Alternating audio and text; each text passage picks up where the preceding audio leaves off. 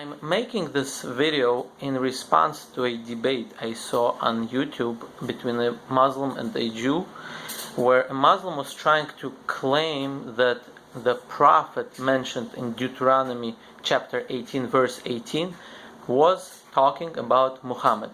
And the claim is that since the Torah uses the word prophet in singular, it must be referring to a single prophet. So that would, according to the Muslim, exclude any Jewish prophets because there were many of them. And another point that he was making is that since the Torah says that this prophet will be among the brothers of Israel, it cannot be referring to Israel itself. It's got to be the brothers of Israel, meaning the Ishmaelites, who are the brothers of Israel. Now, to refute that claim, let me read you several verses prior to that verse.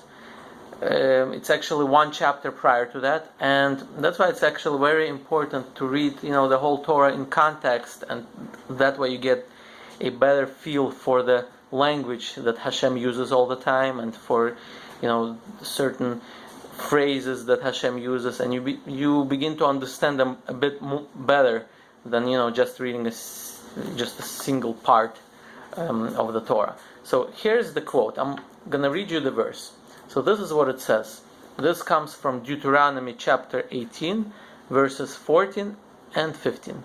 This is what it says. When you come to the land the Lord your God is giving you, and you possess it and live therein, and you say, I will set a king over myself, like all the nations around me. You shall set a king over you, one whom the Lord your God chooses from among your brothers. You shall set a king over yourself. You shall not appoint a foreigner over yourself, one who is not your brother.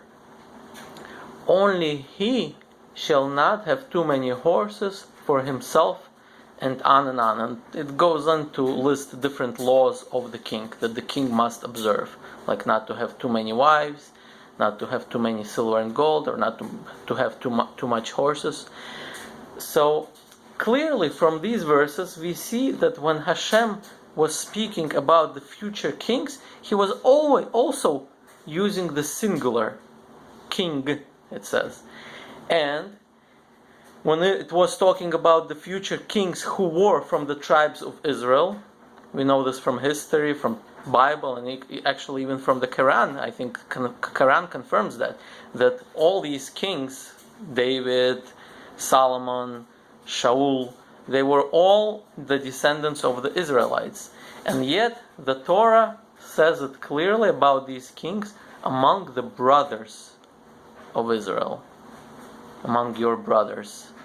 And actually it even makes it a bit even more clear in this verse, because it says, you shall not appoint a foreigner over yourself.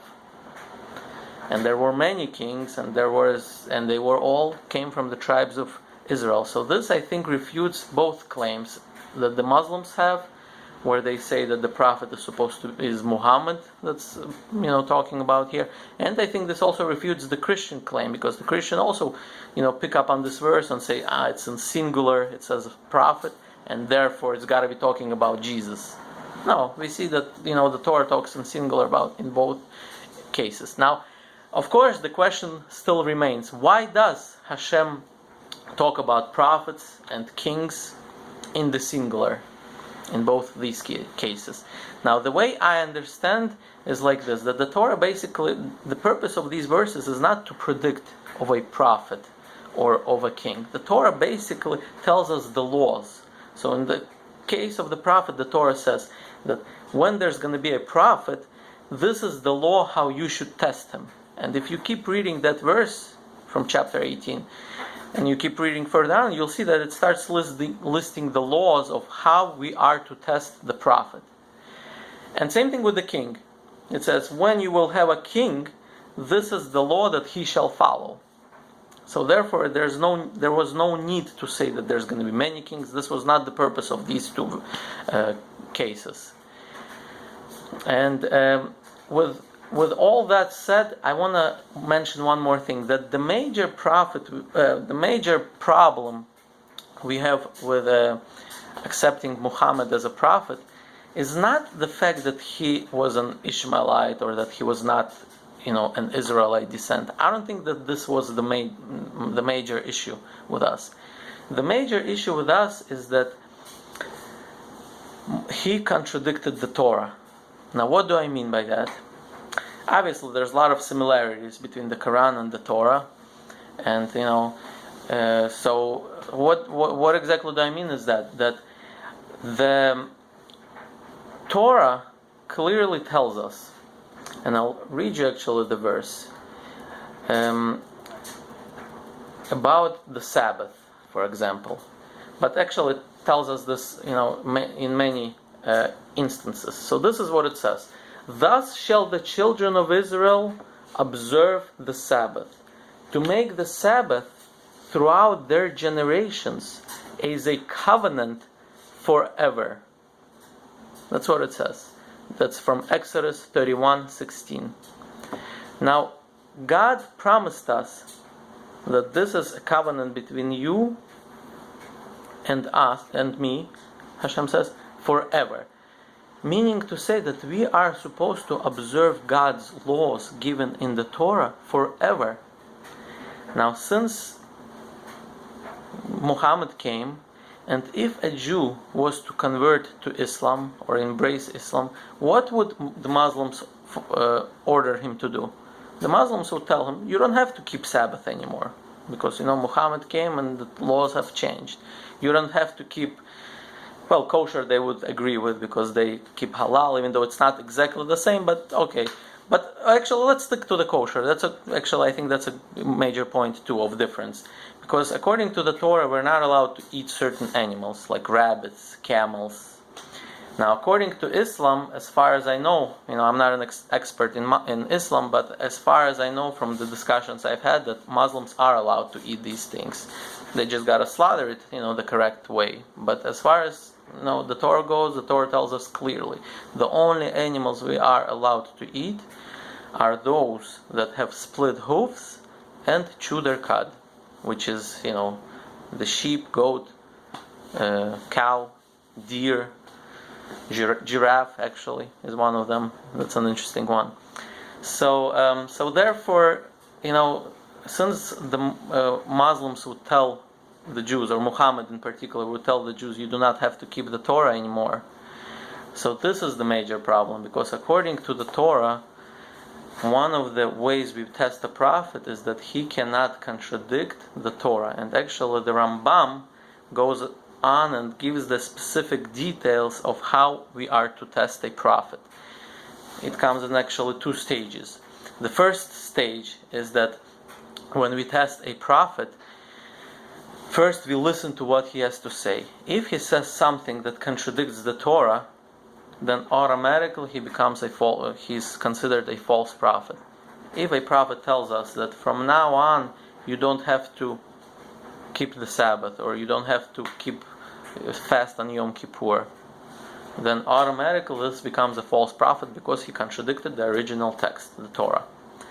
Now, if he didn't contradict the Torah, assuming he says, yeah, I'm a prophet and you have to follow the Torah, you have to do all these laws that are written in the Torah, but still I'm a prophet and I have an additional message from God to you.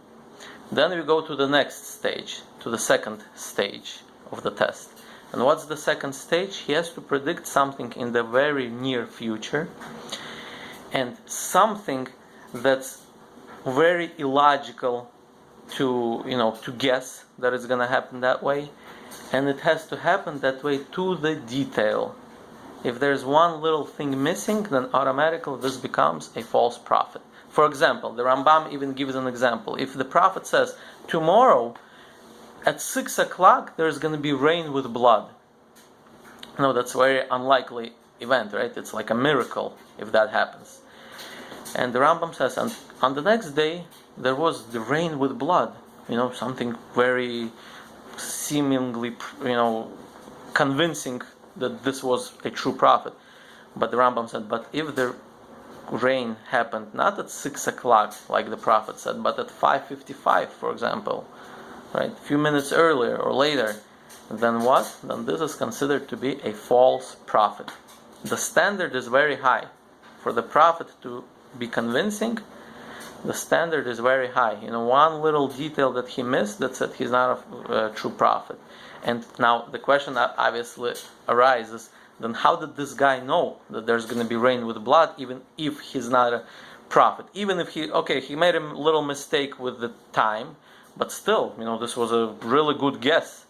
So how did he know? So the Rambam says there are other methods. There are other methods how the astrologers or some magicians, I'm not sure exactly what that means, but there are methods where people can predict, and they are not prophet. But the difference between those people and the true prophet of God